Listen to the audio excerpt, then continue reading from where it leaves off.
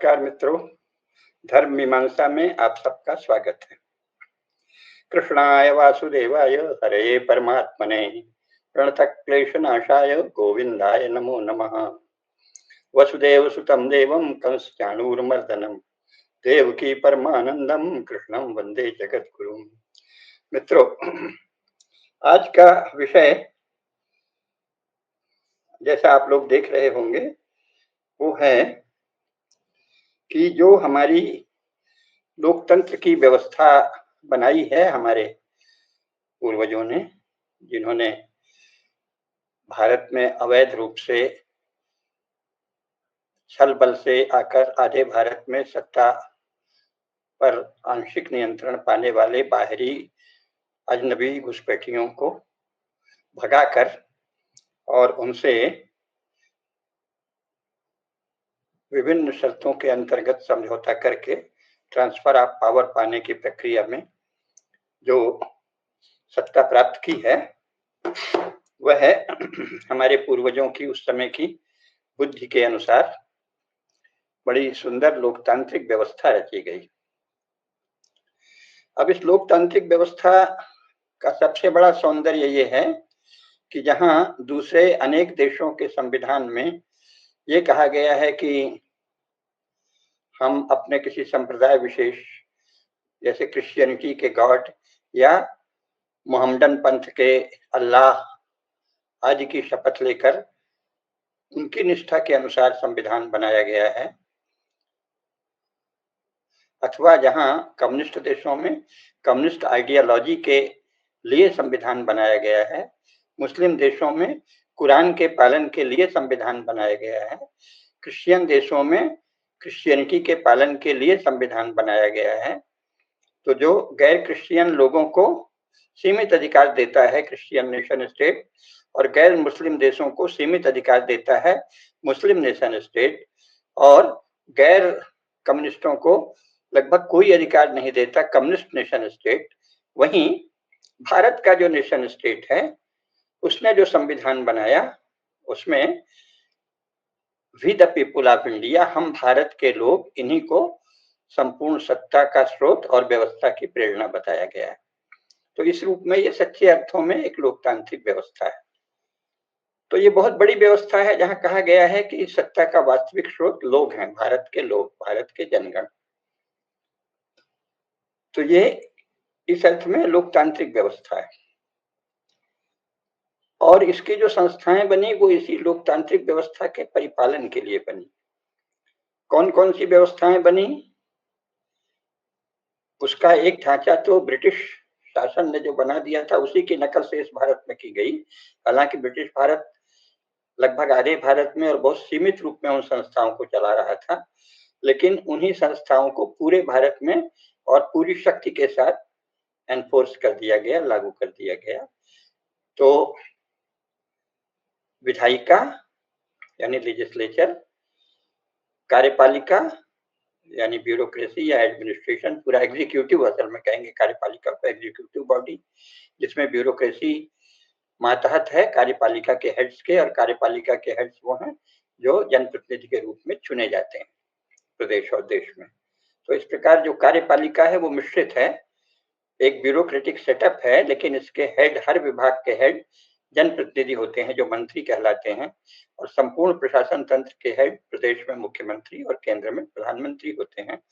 और ब्रिटेन की के अनुसरण में ये कहा गया कि ये राष्ट्रपति ही सर्वोच्च कार्यकारिणी माने सर्वोच्च कार्यकारी शासक हैं, एग्जीक्यूटिव हेड हैं। लेकिन ये इंग्लैंड की नकल में इसको ऐसे बना दिया गया कि जैसे वहां क्राउन सर्वोच्च एग्जीक्यूटिव हेड है, लेकिन बाकी सब काम तो प्राइम मिनिस्टर के ही द्वारा होता है डे टू डे, उसी तरह का बना दिया गया। तो ये था। तो कुल मिलाकर जनप्रतिनिधि ही एग्जीक्यूटिव हेड्स हैं। और जुडिशियरी जो है, जिसका सही अनुवाद है विधिपालिका, जो बहुत ही भ्रम पूर्वक अनुवाद कर दिया गया है भारतीय भाषाओं में न्यायपालिका। जुडिशियरी का सही अर्थ न्यायपालिका नहीं होता, विधिपालिका होता है, यह मैं कई बार अच्छे से बता चुका हूं, है ना। जस्टिस जो है वो विधिक निर्णय है, न्याय नहीं।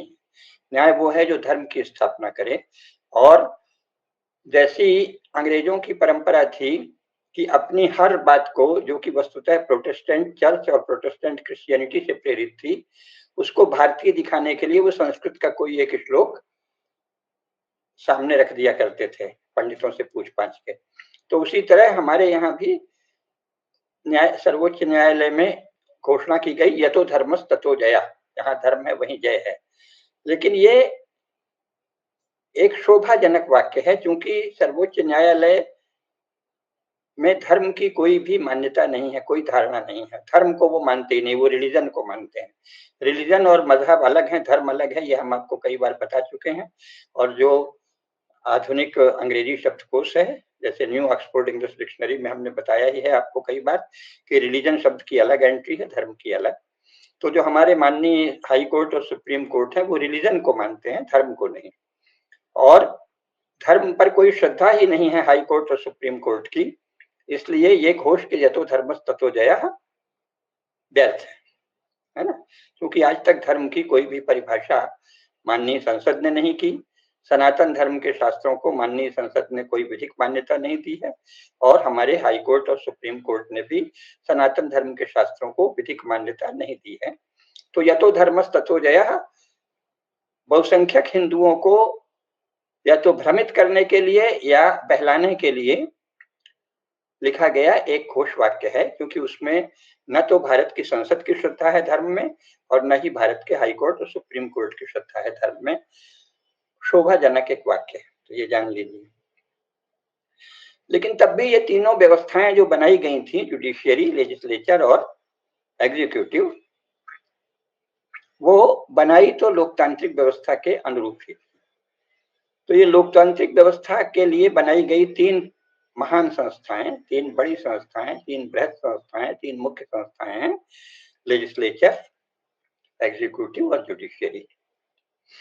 लेकिन इनमें शुरू से ही कुछ अलोकतांत्रिक प्रवृत्तियां दिख रही हैं। अब ये बहुत से लोग कुशिक्षा के कारण, भारत में जो जवाहरलाल नेहरू के समय से आज तक कुशिक्षा फैलाई गई है और मीडिया के द्वारा भी मिस इन्फॉर्मेशन और प्रोपेगेंडा फैलाया जाता है, जो लोग शासन में आ जाए उनके पक्ष में, तो उसके कारण लोगों को ये ध्यान ही नहीं आता कि वस्तुतः है ये जो संविधान है, ये स्वयं उसकी घोषणा में ही, प्रियम्बल में ही, प्रस्तावना में ही लिखा है कि हम भारत के लोग, है ना, इसको साफ साफ कहते हैं ना, हम भारत के लोग, we the people of India, है ना, having solemnly resolved to constitute India into a sovereign democratic republic and to secure all its citizens justice, liberty, equality and fraternity in our constituent assembly this 26th day of November 1949, do hereby adopt, enact and give to ourselves this constitution. हम भारत के लोग स्वयं को ये संविधान अंगीकृत, अधिनियमित और आत्मार्पित करते हैं, है ना। तो ये साफ साफ कहा है, लेकिन ये कहने से नहीं होता जब तक आप उसका अर्थ नहीं समझें। और जो मुख्य लोग हैं वो तो अर्थ समझते ही हैं, क्योंकि उन्होंने तो लिखा ही है, बनाया ही है। लेकिन कुशिक्षा या अर्ध शिक्षा या अर्ध सत्य मिश्रित शिक्षा के कारण जन सामान्य जो पढ़े लिखे भी हैं, भले स्नातक और परास्नातक हैं, उनके बीच इसको अच्छे से निर्वचित करके नहीं समझाया जाता कि ये जो कहा गया है ये अपनी जगह सही है, लेकिन वस्तुतः तो लोगों ने बनाया नहीं है ना। वस्तुतः है लोगों की जो स्वाभाविक, जैसे इसमें बहुसंख्यक समाज को लें पहले, सबको तो नहीं, बहुसंख्यक समाज ही किसी भी नेशन स्टेट का आधार होता है, मर्म होता है, सत्व होता है, मूल भाग होता है। तो बहुसंख्यक समाज की परंपरागत संस्थाएं थी, कुल समूह थे जिन्हें जातियां कहा जाने लगा, वर्ण थे, आश्रम थे, फिर व्यापारियों की श्रेणियां थी, संघ थे, शिष्ट परिषद थी, विद्वत परिषद थी, है ना, और फिर संप्रदाय थे, विद्या संप्रदाय थे, ज्ञान की विविध शाखाएं थी, फिर पंचायतें थी, पंच परमेश्वर की परंपरा थी। उनके द्वारा विचार मंथन के साथ एक कोई आमराय बना के सर्वसम्मति से और या बहुमत से ये कोई संविधान नहीं रचा गया है। तो ये तो जानना चाहिए। अब ये उनका मन की भावना अच्छी है, बड़प्पन है, तो उन्होंने कह दिया हम भारत के लोग, क्योंकि ऐसा नहीं कहते तो भारत का के बहुत से लोग उठ खड़े होते विरोध में, तो उनको राजी करने के लिए हम भारत के लोग कहा। और ये एक अच्छी बात थी कि इसके द्वारा भारत के लोगों को शक्ति विधिक रूप से स्वीकार कर दी गई कि उन्हीं को मूल शक्ति है। लेकिन वस्तुतः क्या था, तो वस्तुतः राष्ट्रपति उस समय के जो वायसराय थे, उन्होंने संविधान सभा बनाई थी कि संविधान बना लो तभी हम तुमको पावर का ट्रांसफर करेंगे। और ये सब लोग जो ब्रिटिश कानून में श्रद्धा रखते थे, निष्ठा रखते थे, उनको उसमें रखा गया, जिनकी अंग्रेजों के प्रति बहुत गहरी भक्ति भावना थी, श्रद्धा थी, और ये मानते थे कि हाँ भाई, आपकी बनाई व्यवस्था बहुत अच्छी है और हम उसे भारत में लागू रखेंगे। और ये स्वयं आप ही बड़ी ऊंची-ऊंची बातें करते हैं कि हम तो स्वराज के लिए आई हैं, तो हम स्वराज आपके बताए अनुसार यहाँ स्वराज करेंगे, गुड गवर्नेंस करेंगे। अब आपकी क्या ज़रूरत है? इस तरह अपने ही तर्क जाल में वो घिर गए, लेकिन वो घिरते नहीं, क्योंकि राजनीति तो दुनिया में तर्क से नहीं चलती, बुद्ध प्रज्ञा से नहीं चलती, बहस से नहीं चलती, शक्ति से चलती है। तो मूल कारण था कि दोनों महायुद्धों में भारत की शक्ति और फिर इसके बाद नेताजी सुभाष चंद्र बोस की शक्ति और क्रांतिकारी वीरों की शक्ति, इनसे भयभीत होकर और ये समझकर कि अगर हमने अब यहाँ सुभाष चंद्र बोस जी के विरुद्ध कोई काम किया अथवा भारत में जबरन बार-बार हम वचन देते हैं हर युद्ध में कि हम चले जाएंगे, फिर नहीं गए, तो यहाँ अगर विद्रोह हुआ तो सेना हमारा साथ नहीं देगी, भारत के राजे महाराजे साथ नहीं देंगे, और तब कांग्रेस नेताओं की भी कोई हैसियत ही नहीं रहेगी इन सबके सामने, और जनता हमको मार मार के हिंद महासागर में डुबो देगी। जैसा कि विंस्टन चर्चिल ने साफ कहा था कि ज्यादा भारतीय सैनिकों को युद्ध में मत बुलाओ, क्योंकि ये जब जान जाएंगे हमारी असलियत और हमारी सीमा, तो सेकेंड वर्ल्ड वॉर के बाद ये हमारी चूतड़ पर लात मार के हमको हिंद महासागर में डुबो देंगे। ये विंस्टन चर्चिल का लिखित कथन है, जो कि प्रोफेसर कुसुमलता केडिया जी ने अपनी वार्ता में पुस्तक को दिखाकर उसके पेज के सहित बताया है। तो विंस्टन चर्चिल को डर था कि अब भारत के सैनिक जब जान गए हैं और भारत के मुख्य राजनीतिक लोग जान गए हैं, भारत के क्रांतिकारी जान गए हैं, नेताजी सुभाष चंद्र बोस जान गए हैं, भारत के राजा महाराजा भी देख लिए हैं कि हमारी असलियत क्या है, और जनता का जो विशाल राष्ट्रभक्ति का ज्वार दिख रहा है, उसमें जब हमको मार के भगाया जाएगा तो कोई साथ नहीं देगा, और हमारे चूतड़ में लात मारकर हमको हिंद महासागर में फेंक दिया जाएगा।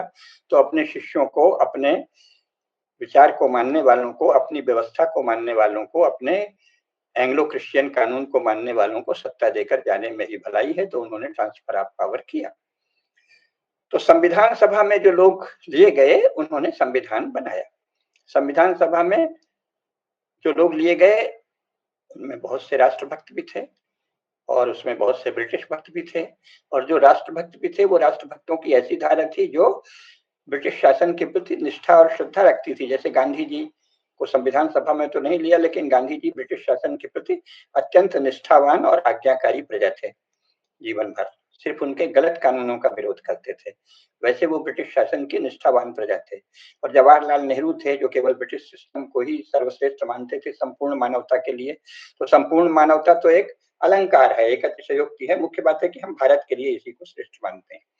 और फिर जवाहरलाल के साथी थे। फिर दूसरे लोग भी थे जो अपने स्वार्थवश जवाहरलाल के साथ थे या किसी राजनीतिक मजबूरी में साथ थे, और उनकी अपनी कोई योजना थी, जैसे मौलाना आजाद आदि। तो इन सब लोगों ने इसको मान लिया, तो ब्रिटिश शासन लागू किया गया। तो संविधान कैसे बना? तो संविधान अपने समय के शक्तिशाली राजपुरुषों की ऐसी धारा में ने बनाया जो अंग्रेजों के साथ परिस्थितियों के अंतर्गत संधि वार्ता करने में कुशल थी और सफल रही। अंग्रेजों ने यह निर्णय इसलिए लिया कि जो वास्तव में उनकी विरोधी धाराएं भारत में थी, उनकी शक्ति उस समय अपरिमित दिख रही थी, और एक इशारे पर अगर वो विद्रोह पर उतर आए तो अंग्रेजों को विंस्टन चर्चिल के शब्दों में चूतड़ में लात मारकर हिंद महासागर में फेंक दिया जाता भारत में रह रहे अंग्रेजों को। इसलिए अपनी जान और इज्जत और भविष्य के लिए अपना माल भी, अपनी आर्थिक व्यापारिक प्रवृत्तियों की रक्षा के लिए भी अंग्रेज यहाँ से गए। तो संविधान कैसे बना? उस समय के जब शांतिपूर्वक कोई संविधान बनता है, एक शासक, मान लीजिए क्रांतिकारी लोग संविधान बनाते या सुभाष चंद्र बोस संविधान बनाते, नेताजी, तो बिल्कुल अलग तरह का संविधान होता। लेकिन जब इस तरह शांति वार्ता के द्वारा संविधान बनता है, तो वो कैसे बनता है? तो वो उस समय के जो शासक हैं, उनकी बहुत सी बातें स्वीकार करते हुए, उनसे शांतिपूर्ण वार्ता करते हुए और अपने मन में जो शासन करने की योजना और इच्छा है और मान्यताएं हैं, प्रवृत्तियां हैं, उनका समायोजन करते हुए संविधान बनता है। तो ये जानना चाहिए कि ऐसे होता है ना वास्तव में संविधान। उसमें जो शब्द लिखे हैं, तो शब्द तो भारतीय परंपरा में तो शब्द को सत्यनिष्ठ ढंग से लिखा जाता है, लेकिन संपूर्ण यूरोपीय ईसाई जो बौद्धिक परंपरा है, उसमें तो शब्द एक तरह का आवरण है अपने राजनीतिक प्रयोजन को ढकने के लिए और उसको बड़ा बड़ा दिखाने के लिए, छोटे से छोटे लक्ष्य के लिए बहुत वागाडंबर रखना। तो ये सब अंग्रेज भी यहाँ कह रहे थे हम सुराज ला रहे हैं, लोकतंत्र ला रहे हैं, भारत का भला कर रहे हैं। ब्रिटिश शासन का हित ही भारत का हित है। जो ब्रिटिश शासन का विरोध करे वो भारत द्रोही है, राजद्रोही है। राजद्रोह का अभियोग न केवल नेताजी सुभाष चंद्र बोस या चंद्रशेखर आजाद, भगत सिंह, राजगुरु सुखदेव आदि आदि सब पर लगाया गया, बल्कि महात्मा गांधी और जवाहरलाल द्रोही और देशद्रोही ही कहा गया। क्योंकि वो कहते थे हम ही भारत हैं, हम भारत का भला चाहते हैं, भारत ब्रिटिश शासन का विरोध भारत विद्रोह है, भारत द्रोह है। ऐसे कानून बने थे। तो ये शब्दाडंबर इस तरह का चल रहा था। तो वस्तुतः है जो शासन में लोग आए, उन्होंने संविधान को स्वीकार किया, तो उसमें ब्रिटिश शासन की अपनी शर्तें और मान्यताएं उसके भीतर स्वीकार की गई, लेकिन साथ ही उनकी अपनी भी योजना थी, इच्छा थी जैसा करने की, वो स्वीकार कर ली गई। और वाणी क्योंकि ऐसी रखनी थी जो ज्यादा से ज्यादा लोगों को स्वीकार हो, कोई बड़ा विद्रोह नहीं हो, इसलिए सुंदर सुहाने शब्द रखे गए। तो इस प्रकार कहने का मुख्य प्रयोजन ये बताना है कि संविधान से शासन नहीं चलता कभी भी, शासक लोग संविधान बनाते हैं। तो जो लोग शासन में आए, जो लोग शासन में थे और दूसरे लोग जो उनसे समझौता करके शासन में आ रहे थे, उन्होंने संविधान बनाया अपनी इच्छा से। तो ये लेकिन फिर भी जो एक परिवेश होता है, जो बड़ा बौद्धिक परिवेश रचा जाता है, तो अंग्रेजों के साथ अंतःक्रिया के क्रम में भारत का पक्ष भी बड़ी बौद्धिकता के साथ, तेजस्विता के साथ रखने वाले बड़े बड़े महापुरुष हुए। धर्म दर्शन के क्षेत्र में भी हुए, स्वामी विवेकानंद हों, चाहे श्री अरविंद हों, उन्हीं की भाषा में उनको उत्तर देने वाले, और इसके बाद स्वामी शुद्धानंद जैसे बहुत बड़े बौद्धिक हों, जिनको गांधी जी ने कहा कि मैं उनको ईसा मसीह के समान महान मानता हूँ, शुद्धानंद जी को। यद्यपि उनके साथ वंचना भी की गांधी जी ने, लेकिन कहा ये लोकमान्य तिलक हो, ऐसे बड़े बड़े विचारकों ने एक अभूतपूर्व वैचारिक बौद्धिक ऊर्जा का संचार किया भारत में, और अद्वितीय बौद्धिक उन्मेष हुआ भारत का, उसका प्रभाव भी था। तो संविधान बनाते समय वो जो अद्वितीय बौद्धिक ऊर्जा थी, बौद्धिक उन्मेष था, बौद्धिक विमर्श था, बौद्धिक अभिव्यक्ति थी, उसका प्रभाव भी पड़ा। तो जो राजा होता है, जो शासन में आता है, वो अपने समय के बौद्धिक परिवेश को भी ध्यान में रखता है। इस तरह से संविधान की भाषा की रचना की गई, ये जानना चाहिए। तो रचना तो कर ली गई, लेकिन जो लोग थे उनके मन में जो भाव थे, उन्होंने उसका उपयोग शुरू किया। तो लोकतांत्रिक व्यवस्था की के भीतर अलोकतांत्रिक प्रवृत्तियां शुरू में ही झलकने लगी। वो क्या है झलकी? कि जो नेता हैं, उन्होंने आइडियोलॉजी की बात शुरू कर दी। अब जो भारत का संविधान है, वो ये मानता है कि सभी नागरिकों में वैचारिक सामर्थ्य है, इसीलिए वो सबको विचार की स्वतंत्रता देता है और अभिव्यक्ति की स्वतंत्रता देता है ना? और उपासना की स्वतंत्रता देता है। तो वैचारिक स्वतंत्रता जब प्रत्येक नागरिक को है, तो किसी मतवाद क्या होता है? कुछ नागरिकों के दिमाग की खुजली कह लीजिए, या दिमाग की उपज, या उनके सोच। तो मतवाद सदा कतिपय नागरिकों के सोच का एक समुच्चय होते हैं, एक परिणाम होते हैं, एक एक वैचारिक सरणी होती है, उसकी संरचना होती है, उसको कहते हैं मतवाद या आइडियोलॉजी। लेकिन संविधान कहता है कि हर नागरिक को वैचारिक स्वतंत्रता है। तो एक मतवाद किसी कुछ नागरिकों का होगा, दूसरा मतवाद दूसरे नागरिकों का होगा, तीसरा तीसरे नागरिकों का होगा। तो मूल संविधान तो मतवाद वैविध्य को अनिवार्य मानता है, स्वतंत्रता देता है। इसलिए ऐसे में आइडियोलॉजी बेस्ड पार्टी की कोई भी जगह नहीं बनती, है ना? तो आइडियोलॉजी बेस्ड पार्टी की कोई जगह नहीं बनती, लेकिन चूंकि जवाहरलाल नेहरू आदि कम्युनिज्म से और दूसरे आइडियोलॉजी से प्रभावित थे, तो उन्होंने आइडियोलॉजी बेस्ड बातें शुरू कर दी। यानी आप संविधान में लिख रहे हैं कि भारत के प्रत्येक नागरिक को वैचारिक अभिव्यक्ति की स्वतंत्रता है, उपासना की स्वतंत्रता है, ये सब कह रहे हैं, उस सब में विचार की सामर्थ्य मान रहे हैं। और ऊपर से कह रहे हैं कि मैं सोशलिस्ट हूं और एक समाजवादी राज्य बनाऊंगा। दोनों परस्पर विरोधी बातें हैं, इसमें छल है, वंचना है। तो शुरू से ही जवाहरलाल नेहरू आदि ने संविधान तो बनाया अत्यंत उदार लोकतांत्रिक, जिसमें भारत के सभी लोगों को वैचारिक स्वतंत्रता प्राप्त है और वैचारिक सामर्थ्य से संपन्न सबको माना गया है। लेकिन वो राजनीति में खुलकर घोषणा करते रहे कि हम समाजवादी राज्य बनाएंगे, जिसका अर्थ है कि हम अपने विचार के मानने वाले लोगों का शासन चलाएंगे और अपने विचार से असहमत लोगों का दमन करेंगे। और उस दमन को थोड़ा सुंदर ढंग से बनाने के लिए सब बहुत से कानूनों का जाल बिछाया गया, जैसा अंग्रेजों ने बिछाया था, इसीलिए वही कानून रहने दिया गया। तो पहला अलोकतांत्रिक प्रवृत्ति क्या है? आइडियालॉजी बेस्ड पार्टी बनाना अलोकतांत्रिक प्रवृत्ति है। किसी भी लोकतंत्र में आइडियालॉजी बेस्ड पार्टी नहीं होनी चाहिए। पार्टी के किसी भी पार्टी को केवल ये बताना चाहिए कि जब हम शासन में आएंगे तो इस संविधान के दायरे में, इस संविधान की आधारभूत जो भी प्रतिज्ञा है, संकल्पना है, मान्यता है, उसके अनुसार हम ये इस तरह से देश का भला करेंगे। अपना कार्यक्रम बता सकते थे, कार्यक्रम की घोषणा। उसकी बजाय आइडियोलॉजी के आधार पर पार्टियों की बात करने लगे। समाजवाद है तो फलानावाद है, तो ढेकानावाद है, तो राष्ट्रवाद है। तो ये क्या है? ये लोकतंत्र में अलोकतांत्रिक प्रवृत्ति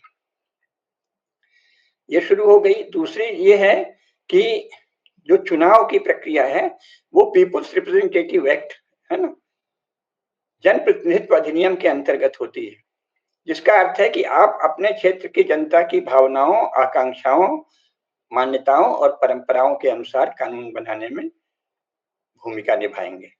लेकिन जो लोग चुने जाते हैं वो पार्टी की आइडियोलॉजी के प्रति समर्पित होने लगे, तो उन्होंने सार्वजनिक रूप से ये कहना शुरू किया कि जब हम चुने जाएंगे तो अपनी पार्टी की आइडियोलॉजी का कानून बनाएंगे और उसके अनुसार राज्य को संचालित करेंगे।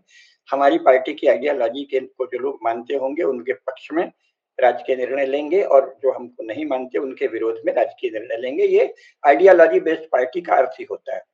तो लोकतांत्रिक व्यवस्था की अलोकतांत्रिक प्रवृत्ति दूसरी क्या है? दूसरी ये है कि वही पहले वाली की ही पुनरावृत्ति है कि आइडियोलॉजी बेस्ड पार्टी में श्रद्धा रखना और आइडियोलॉजी के अनुसार कानून बनाने की सोचना, न कि अपने क्षेत्र की जनता की आकांक्षाओं की। तो ये एक बड़ी विचित्र बात हो गई। अब ये लिया तो था ब्रिटेन से सिस्टम, लेकिन ब्रिटेन में क्या है कि वहां का बहुमत है, बहुसंख्यक समाज है, वो प्रोटेस्टेंट क्रिश्चियन है और प्रोटेस्टेंट क्रिश्चियनिटी वहां का ऑफिशियल रिलीजन है।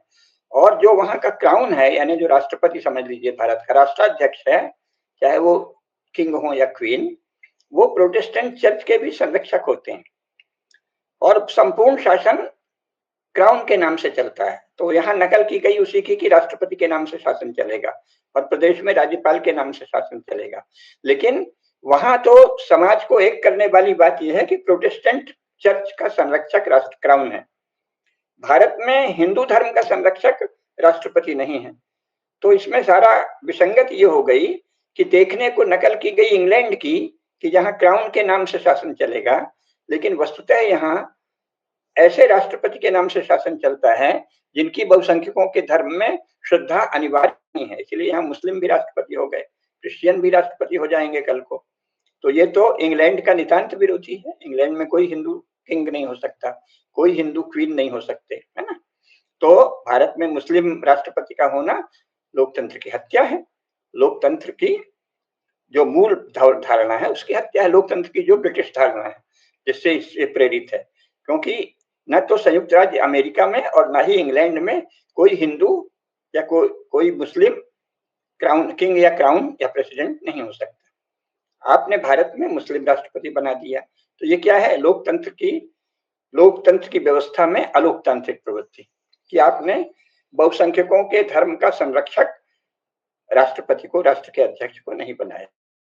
परिणाम क्या हुआ कि जो प्रशासन है, जो प्रशासन तंत्र है, तो इंग्लैंड की सारी ब्यूरोक्रेसी शपथ लेती है क्राउन के प्रति निष्ठा की, जो कि बहुसंख्यक जो समाज है प्रोटेस्टेंट क्रिश्चियन, उसके धर्म के प्रति शपथ लेती है। तो सारा शासन प्रोटेस्टेंट चर्च के अनुरूप चलता है, उसकी मान्यताओं, उसकी व्यवस्थाओं, उसकी आस्थाओं। भारत में राष्ट्रपति का स्वयं का कोई मत नहीं है, कोई विचार नहीं है, कोई एक धर्म में श्रद्धा नहीं है, सनातन धर्म में भी श्रद्धा अनिवार्य नहीं है। तो जो यहाँ के अफसर हैं, प्रशासन तंत्र है, वो राष्ट्रपति की ओर से काम करते हैं, ये एक औपचारिक बात रह जाती है।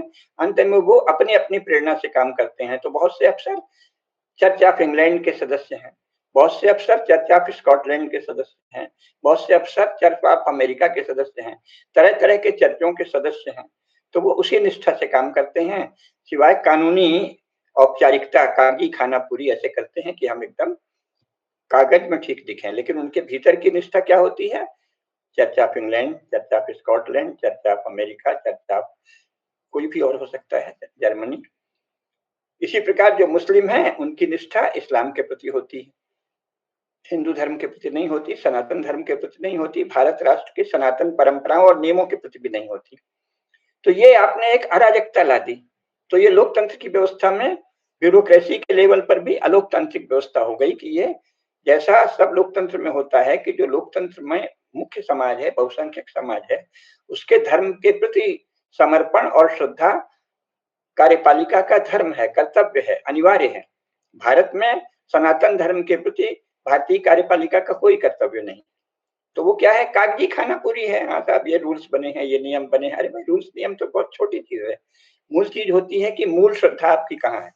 तो इंग्लैंड की मूल श्रद्धा प्रोटेस्टेंट चर्च में है, यूनाइटेड स्टेट्स ऑफ अमेरिका की भी उसी में है, अन्य बहुत से यूरोपीय देशों की किसी की प्रोटेस्टेंट चर्च में श्रद्धा है, किसी की कैथोलिक चर्च में, किसी की लुथेरियन चर्च में, रूस की ऑर्थोडॉक्स चर्च में श्रद्धा है। और भारत के प्रशासन तंत्र की श्रद्धा कहीं नहीं है। केवल कागजों के जो लिखा पढ़ी के दांव पेच हैं अथवा लिखा पढ़ी की नियमावली है उसमें, वो तो बहुत छोटी चीज है।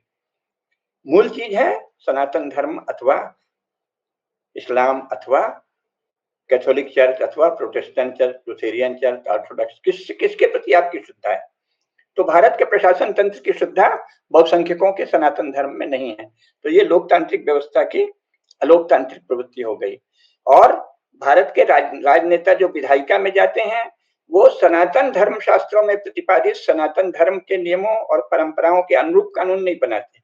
उनकी पार्टी में नेता ने कुछ विचार कर दिया, उसको जो भी उसने पढ़ा लिखा हो, उसकी पढ़ाई की सीमा है, क्योंकि शास्त्र तो करोड़ों करोड़ तपस्वियों, ऋषियों, मनुष्यों की लाखों वर्षों की साधना से और दर्शन से, योग शास्त्र से, समाधि से प्राप्त प्रज्ञा से निगमित हैं, लिखे गए हैं, वो अलग चीज है। और आपने एक मनुष्य कितना भी होशियार भी है, और ज्यादातर नेता जो हैं, जो विचारक कहे जाते हैं, वो उतने अद्भुत होशियार भी नहीं रहते, थोड़ा अधिक सामान्य कार्यकर्ताओं से ज्यादा बुद्धिमान होंगे, लेकिन कोई बहुत बड़े दार्शनिक नहीं होते, कोई बहुत बड़े अद्भुत विद्वान नहीं होते, अद्भुत अध्येता नहीं होते, उनको पढ़ने का समय भी नहीं मिलता।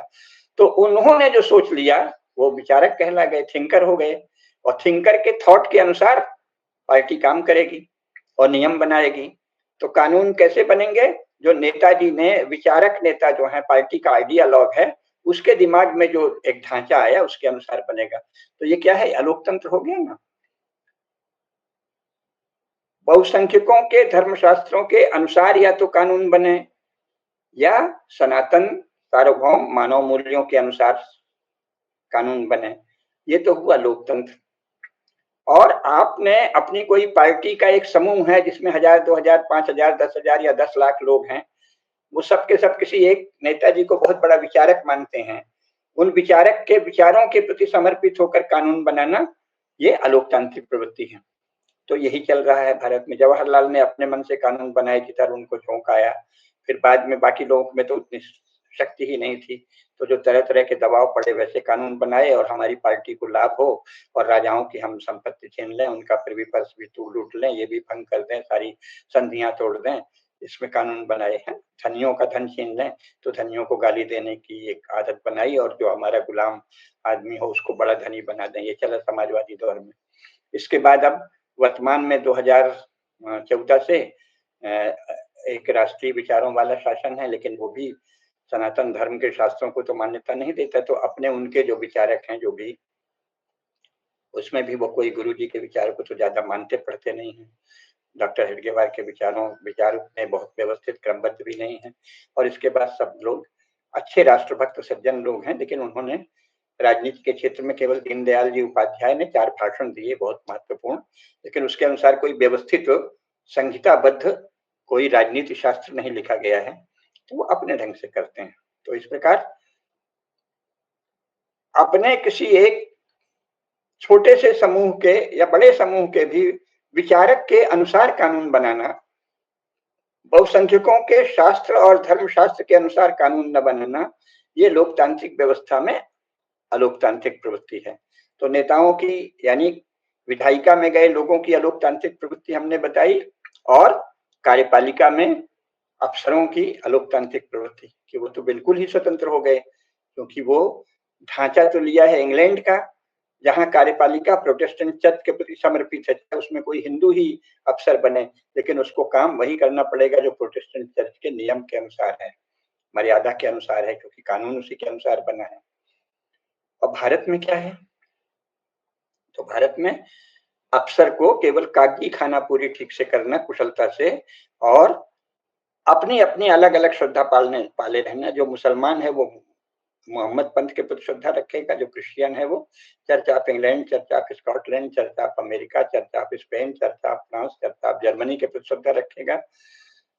जो कम्युनिस्ट है वो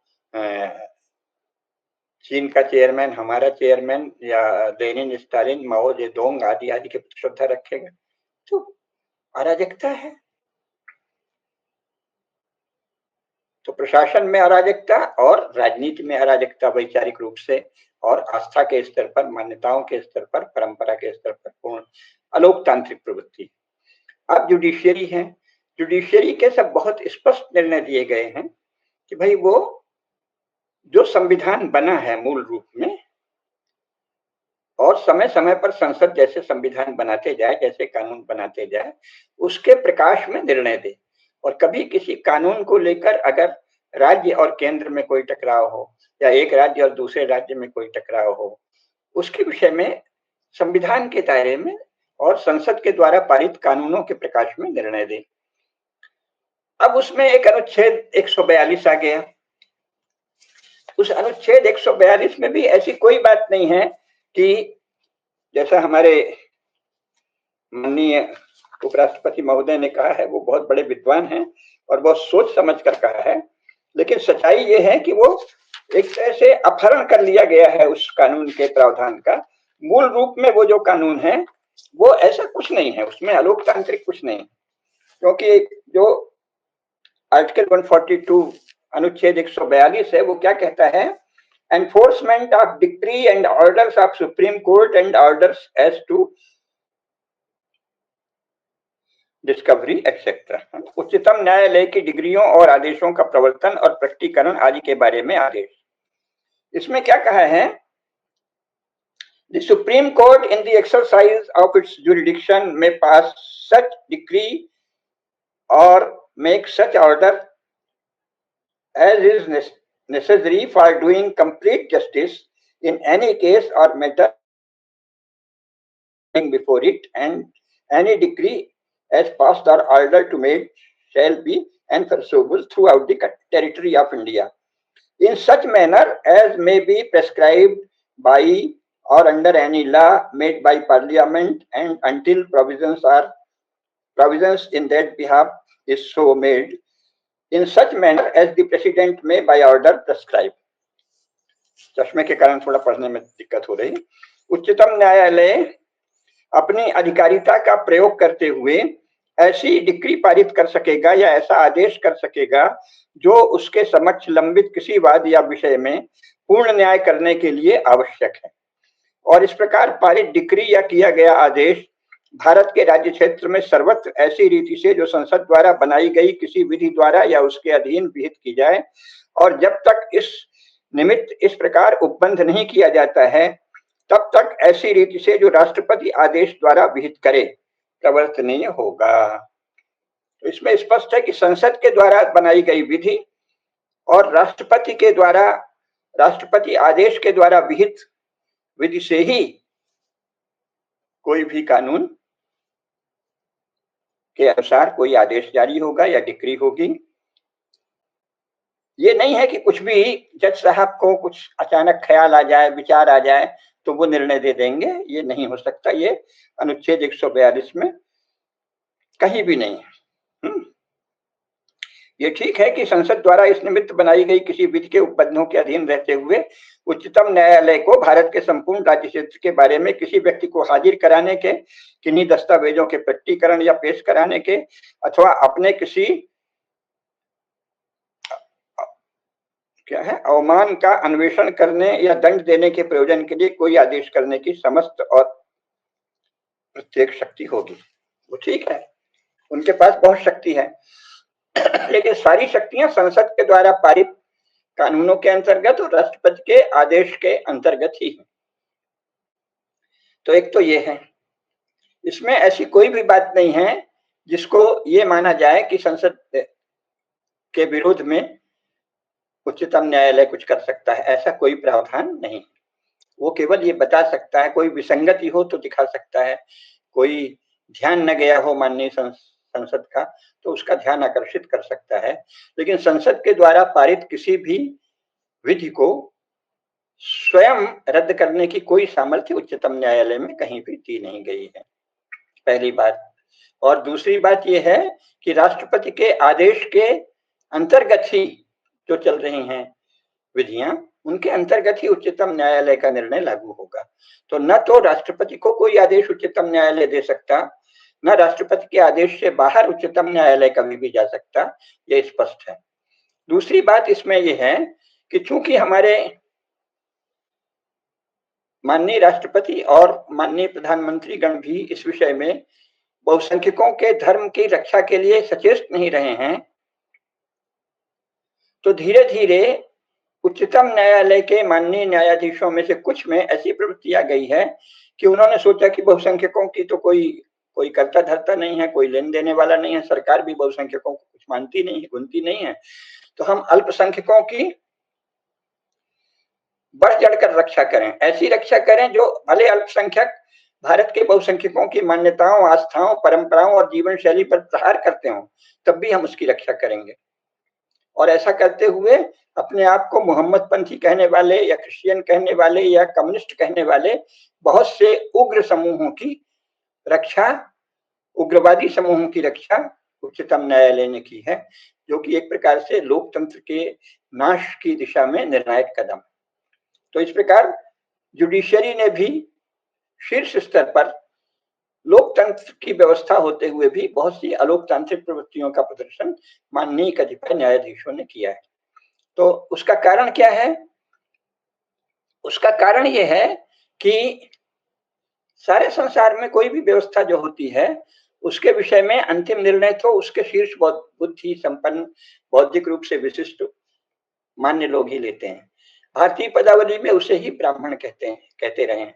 बाद में ब्राह्मण का बड़ा गंदा प्रचार मिशनरियों ने कर दिया और सोशलिस्टों ने कर दिया, कम्युनिस्टों ने कर दिया, और बाकी लोग जो हैं, जो अपने आप को थोड़ा हिंदुत्व के प्रति श्रद्धावान बताते हैं, वो इस विषय में क्लिव सिद्ध हुए, नपुंसक सिद्ध हुए, अक्षम सिद्ध हुए, है ना। तो उसके कारण उनकी बढ़ती गई, तो ब्राह्मण शब्द को तो कलुषित कर दिया। लेकिन ये भारत का शब्द है, तो ब्राह्मण ही सब विषयों में निर्णायक है। तो जो समाजवाद या कम्युनिज्म है, उसके ब्राह्मणों की जो मान्यता है वो सब लोकतंत्र के विरोधी है। प्रशासन के विषय में जैसा हमने बताया, इसके शीर्ष में जो कैबिनेट सेक्रेटरी और बाकी जो प्रशासन संबंधी विचारक हैं, प्रशासन के तंत्र का विचार करने वाले कतिपय लोग हैं, बड़े बड़े विद्वान, उनमें भी भारत के संदर्भ में लोकतांत्रिकशील नहीं है। यानी प्रशासकों के, प्रशासन तंत्र के ब्राह्मण जो हैं, उनमें भी वो सनातन धर्म या सार्वभौम मानव मूल्यों के प्रति श्रद्धा नहीं दिखती, वो भी पक्षपात करते दिखते हैं कोई कोई। और हमारी जो विधायिका में लोग हैं, वो तो जो कहा गया है संविधान में कि सबको वैचारिक स्वतंत्रता, वैचारिक सामर्थ्य प्राप्त है, उसके स्थान पर पार्टी की जो आइडियोलॉजी है, पार्टी के जो आइडियाज हैं, पार्टी विचारक का जो संकेत है, प्रायः उसके लिए कानून बनाते हैं। तो उनमें भी अलोकतांत्रिक प्रवृत्ति है। और ये देखते हुए शायद माननीय जुडिशरी में भी कतिपय माननीय जजों को यश की लिप्सा से, है ना, जैसे कहा जाता है ना कि लोकेशणा, लोक में और लोक का मतलब हिंदू समाज का तो कोई सक्षम प्रतिनिधित्व तो भारत में राजनीति में और विधि के क्षेत्र में उभरा ही नहीं। तो लोक का अर्थ बच गया है अल्पसंख्यक। जैसे संविधान का ही देखिए ना, सब प्रकार की स्वतंत्रताएं सब नागरिकों के लिए हैं, लेकिन जो शिक्षा और संस्कृति के संबंध में स्वतंत्रता का उपबंध है वो केवल अल्पसंख्यकों के लिए है, अनुच्छेद 29 और 30। तो विचित्र बात है ना कि आप बाकी सब आपने स्वतंत्रताएं जो की हैं वो भारत के सभी नागरिकों के लिए हैं, है ना। अभिव्यक्ति की स्वतंत्रता, कानून के समक्ष समता का सिद्धांत, सब है। वहां हिंदू मुस्लिम का कोई भेदभाव नहीं। लेकिन वस्तुतः है जो संस्कृति और शिक्षा संबंधी प्रावधान है उसको क्या किया है, उसमें केवल कल्चरल एंड एजुकेशनल राइट्स में अनुच्छेद 29 और अनुच्छेद 30 दोनों केवल अल्पसंख्यक वर्गों के लिए, यानी कि बहुसंख्यक वर्ग की कोई शिक्षा है और कोई संस्कृति है ये मान्यता ही नहीं। और संविधान एक संस्कृति को कि भारत की संस्कृति है इसको मान्यता नहीं देता।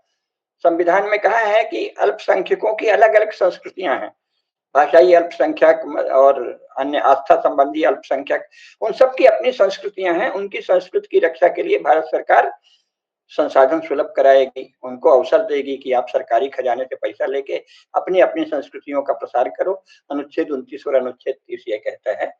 लेकिन भारत का बहुसंख्यक सनातन धर्म की अपनी भारतीय संस्कृति के प्रचार प्रसार के लिए भारत सरकार के खजाने से कोई धन पाएगा, इसकी संस्कृति और शिक्षा संबंधी अधिकारों में कल्चरल एंड एजुकेशनल राइट्स के प्रावधान में अनुच्छेद 29 और 30 में कहीं कोई चर्चा ही नहीं। मानो कि भारत के बहुसंख्यकों की न तो कोई शिक्षा की परंपरा है और न ही कोई संस्कृति है। भारतीय संस्कृति के विषय में अनुच्छेद 29 और 30 में कोई प्रावधान नहीं है और भारतीय ज्ञान परंपरा के विषय में अनुच्छेद 29 और 30 में कोई प्रावधान नहीं है।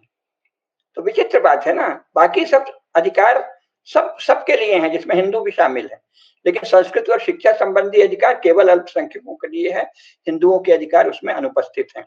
तो ये विचित्र सी विधायिका की स्थिति है संविधान में। इससे प्रेरणा लेकर संभवतः हमारे माननीय जो जज इधर आ रहे हैं, पहले परंपरागत अभी तक जो जजेस थे उनमें कोई ऐसी प्रवृत्ति नहीं थी, वो सब बहुत ही भारतीय संस्कृति और सनातन धर्म के प्रति भी श्रद्धावान और न्यायशील जज होते रहे हैं। लेकिन अब हम देख रहे हैं कि ऐसे जज आ रहे हैं जो अनुच्छेद 29 और अनुच्छेद 30 की रक्षा के लिए विशेष सावधान है और भारत के सनातन धर्म और भारत की ज्ञान परंपरा और शिक्षा परंपरा की रक्षा के लिए जिनको कोई संज्ञान तक नहीं, ध्यान ही नहीं। तो इस प्रकार जुडिशियरी में भी लोकतंत्र के स्थान पर अलोकतांत्रिक प्रवृत्ति आ रही है, क्योंकि वो भारत के लोक का अर्थ सदा बहुसंख्यक समाज ही होता है। भारत के लोक की ज्ञान परंपरा, भारत के लोक की धर्म परंपरा, भारत के लोक की आस्था परंपरा, भारत के लोक की प्रज्ञा परंपरा और भारत के लोक की भावना भाव संपदा किसी का ध्यान नहीं रखते। तो उसको कुचलते रहते हैं, ऐसे निर्णय दे देते हैं जैसे कि सनातन धर्म के संपूर्ण विध्वंस और विनाश के लिए संकल्पित उग्रवादी समूहों की रक्षा करना, उनके अधिकारों की रक्षा करना, मानो यही उच्चतम न्यायालय का सबसे बड़ा न्यायिक निर्णय है। अर्थात आप में वास्तविक न्याय की कोई भावना नहीं है, यतो धर्मस् ततो जयः की कोई भावना नहीं है। आप में तो संविधान के अंतर्गत जो अनुच्छेद 29 और अनुच्छेद 30 में अल्पसंख्यकों के लिए शिक्षा और संस्कृति के अधिकार दिए गए हैं, उन्हीं के प्रति विशेष अनुराग है, उन्हीं के प्रति आप में श्रद्धा है। और इस बहाने आप ये भी नहीं देखते कि भारत के बहुसंख्यकों के धर्म और ज्ञान और श्रद्धा, आस्था और मान्यता, परंपरा, रीति रिवाज और जीवन शैली के साथ आप कितना भयंकर अन्याय कर रहे हैं। तो इस प्रकार हमारी विधायिका, कार्यपालिका और विधिपालिका तीनों के ब्राह्मण लोकतांत्रिक शील से रहित हैं। तीनों के बड़े बड़े जो विचारशील लोग हैं वो उनमें सनातन धर्म के ब्राह्मणों जैसा निष्पक्ष न्यायशीलता, तेजोदीप्त प्रज्ञा और धर्मनिष्ठा नहीं है। वो एक तरह से अपने अपने फिरके के, अपने अपने कल्ट के, अपनी अपनी आइडियोलॉजी के, अपने अपने समूह के, अपने अपने ग्रुप के ब्राह्मण हैं, जो उनका विचार हो गया। अलग अलग ग्रुप्स हैं, वैचारिक ग्रुप्स हैं, उनमें से जिस वैचारिक ग्रुप से जो जज जुड़ा है वो उसके प्रति विशेष आग्रह रखता है। जिस वैचारिक ग्रुप से जो प्रशासक जुड़ा है वो उसके प्रति विशेष आग्रह रखता है। जिस वैचारिक ग्रुप से जो जनप्रतिनिधि जुड़ा है वो उसके प्रति विशेष आग्रह रखता है। और इस प्रकार जो संविधान की जो मूल आत्मा है, जो सब नागरिकों के प्रति स्वतंत्रता देती है, अभिव्यक्ति की स्वतंत्रता, उपासना की स्वतंत्रता, जीवन शैली की स्वतंत्रता, उनके विरोध में इस तरह की अलोकतांत्रिक प्रवृत्तियां भारत राज्य के तीनों ही अंगों में व्याप्त हैं। तो इसका उपाय क्या है? इसका उपाय यही है कि तीनों ही अंगों में सनातन धर्म के उपासक, साधक, ब्राह्मण या विद्वान, जो भी आप कहना चाहें, ब्राह्मण शब्द से अगर आप ईसाई मिशनरियों के चेले हैं या उनके उच्छिष्ट जो कम्युनिस्ट हैं उनके चेले हैं तो आपको ब्राह्मण शब्द से आपत्ति होगी, तो आप बौद्धिक कह लीजिए। और अगर आपकी सनातन धर्म में श्रद्धा है तो ब्राह्मण शब्द को लेकर आपके मन में गौरव भाव होगा तो आप ब्राह्मण कहिए।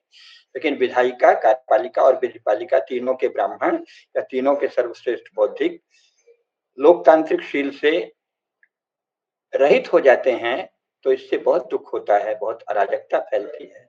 तो यही निवेदन है कि अगर कोई उनमें जो भी लोग ऐसे हैं जिनकी व्यापक मानवीय मूल्यों, सार्वभौम मानव मूल्यों में श्रद्धा है, तो सार्वभौम मानव मूल्यों की प्रतिष्ठा चाहते हैं, भारत का जो असली स्वभाव और स्वधर्म है उसकी प्रतिष्ठा चाहते हैं, विश्व की सर्वतोमुखी उन्नति और कल्याण में और एक मानवीय संस्कृति विश्व में फैले, इसके लिए भारत की भूमिका में जिनकी श्रद्धा है, वे अपने अपने जिस कार्य क्षेत्र में हैं उसमें अगर लोकतांत्रिक शील को पुनः प्रतिष्ठित करें और माननीय विधिपालिका, जिसे जुडिशरी कहते हैं, उसमें जो अचानक भारत के बहुसंख्यकों और सनातन धर्म के प्रति विद्वेष और दुर्भाव परिलक्षित होने लगा है और राजनेताओं और विधायिका के दोष के ही कारण संविधान में ये दोषपूर्ण उपबंध की अनुच्छेद 29 और 30 केवल अल्पसंख्यकों के लिए है।